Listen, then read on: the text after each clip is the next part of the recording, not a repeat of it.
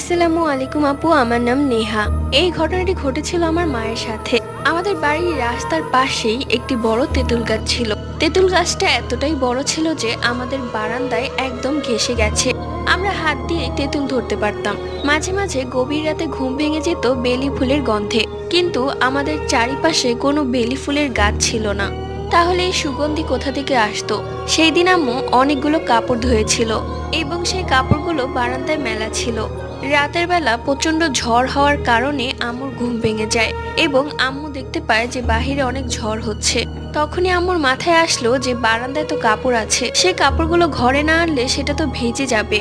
তাই আম্মু উঠে বারান্দায় যায় কাপড় আনার জন্য। তখন আম্মু দেখে তেঁতুল গাছে একটা বুড়ি বসে আছে এবং বারান্দার গ্রিলের পাশেই ঘেঁষে বসে আছে।